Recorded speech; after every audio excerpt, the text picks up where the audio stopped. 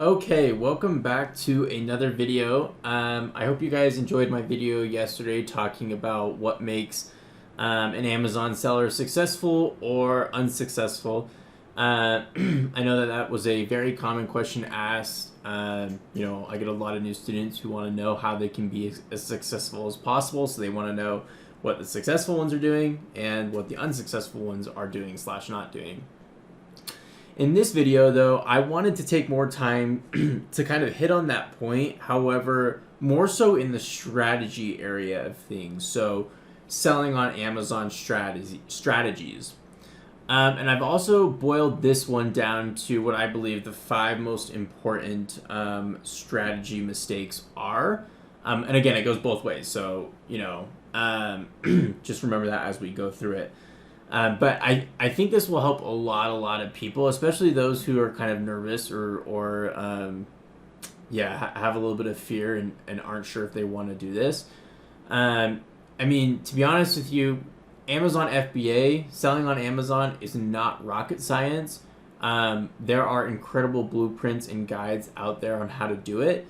If you're willing to work hard, do the things that I said in the previous video, the one before this, you can be really successful at it. However, it is important to follow correct strategies, proven blueprints, methods, so on and so forth. So let's just jump right in. I obviously like to cut to the chase. I don't want to waste your guys' time. I will say though, if you wouldn't mind giving me a follow on Instagram at Private Label Accelerator, and following me on YouTube, subscribing to me on YouTube at Parker Wild, that would be awesome as well. I want to continue to create content for you guys, and I want to make sure I'm answering all of your questions. So feel free to comment underneath the video at the end of this if you do have any questions. Perhaps I missed something. Always happy to help. Or DM me over Instagram as well. That's totally cool too. I always answer my DMs. Cool, so let's jump right in. So the number one, and again, these aren't necessarily in order from biggest mistake to, biggest to smallest to biggest. These are just, as I was going over and thinking about things, what came to mind first. So the number one thing that I have written down is product selection, right? Choosing the wrong product can prove to be fatal. A lot of times you'll have people who are interested in selling on Amazon and they'll instantly turn to things that they're passionate about and want to sell those items. And that's not necessarily always a bad thing, but it's definitely not always a good thing.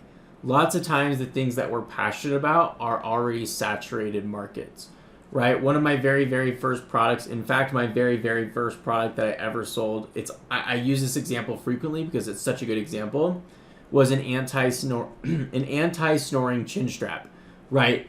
I'm not passionate about anti-snoring chin straps or anything in that area.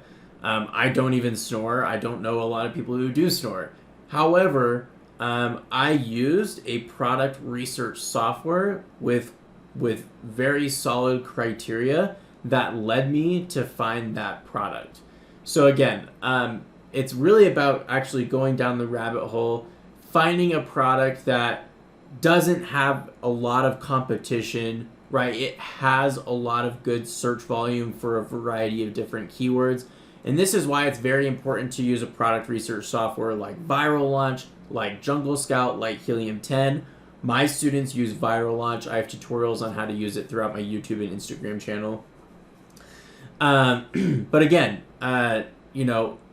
it's so important that you follow the data rather than by just coming up with random things in your head that you're passionate about, or that you think could sell well, but you don't have all the data on. Also, I would highly recommend that nobody sells products that are under $15. In fact, I advise my students to only sell products that are over $30, $30 to $100. And I know that some people will say, "Oh, $100 is too much." You know what? It's proven to work. You need less sales per day to make good money. You have more wiggle room with advertising to get conversions. There's a lot less competition in those areas, in those higher price premium product areas. So, if you don't agree, I don't care. I know that it works. So again, I would say number one problem, product selection. People do not know how to choose a product correctly. Number two is inventory management. I get a lot of students who are, again, I know that it's a new business model. You're nervous. You don't want to put all your capital towards something, which you don't necessarily have to. But they don't order enough inventory to truly scale their product, right? What will happen is they'll do some giveaways, they'll gather reviews, and then they'll start to see sales coming, and they're like, "Holy crap! Like this does work. I didn't think I would sell this many." And then they run out of inventory, and then they have to wait, months, a couple of months to get new inventory back in. And by that time, perhaps the market has changed a little bit. Perhaps they're not in the honeymoon selling period that Amazon allows us to be in anymore, and it is a little bit more difficult to get up and scaling. So I would just say that not ordering enough inventory is, I see that time and time again. But I would also say, on the contrary, that ordering way too much inventory can also be a problem, right? If you go out and buy thousands of units on a product that you haven't proven yet, then that can lead to some troubles, right? You may not be able to liquidate all of that inventory. You may not be able to sell it, in other words. And the longer your inventory sits in a fulfillment center, your fees go up, so you may break your margins a little bit. So really finding that good price, that good amount of inventory to purchase at first is really, really important. You don't want to cut yourself too short. You don't want to overdo it either. So that would be number two, inventory management. Number three, I would say people just having terrible listings. Luckily, this is not a problem that my students ever encounter. I spend a lot of time teaching them how to obtain good images, how to create solid titles, how to have a keyword-rich listing. And this is so important. And I would say that listing images are one of the most important things that you could probably do.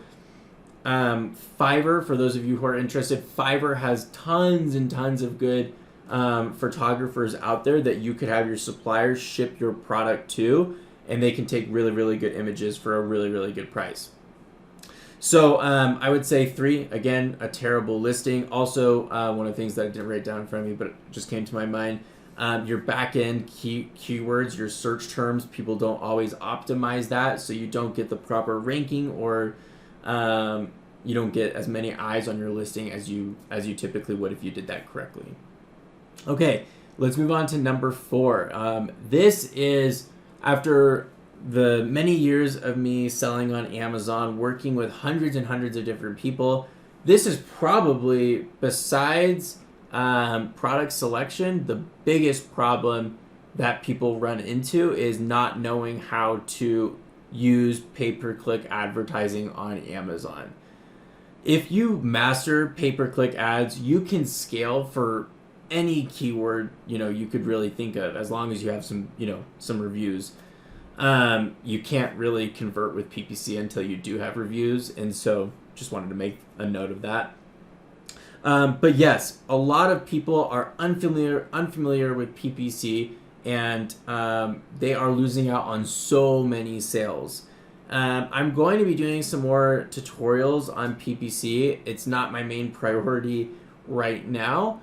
And quite frankly, to be honest with you, I do save a lot of my tactics and methods for my own Amazon students who are a part of the Private Label Accelerator program, as I know how valuable of a skill that this is. Okay, so let's go on to our last point. The last thing that I wanted to cover, number 5, is people giving up too early.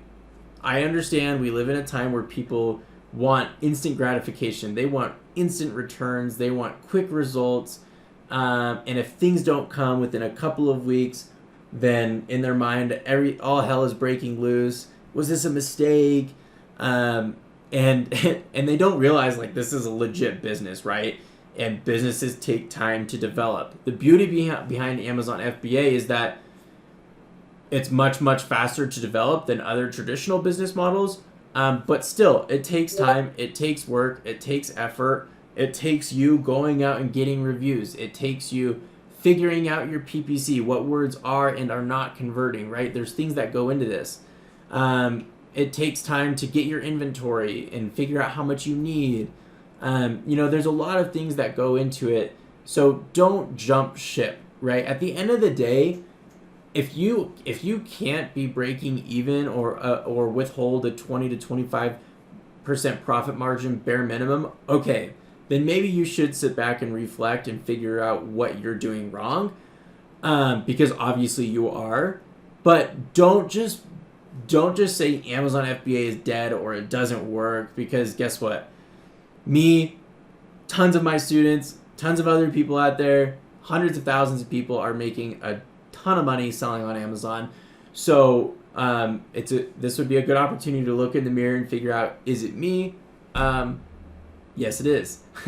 So I would say these are my top 5 things: product selection, inventory management, terrible listings, not knowing how to use PPC or leverage PPC, and giving up too early. They're not in particular order, but you guys don't give up on this, right? If you sit down and logically think about this for a second, you have an opportunity to sell on the world's largest online platform ever known to mankind. Not just that, but you also have an opportunity to allow them to fulfill everything for you, to store your product at their warehouses, to pick, pack, and ship, handle customer service, literally do everything for you, and you can generate passive income in the background.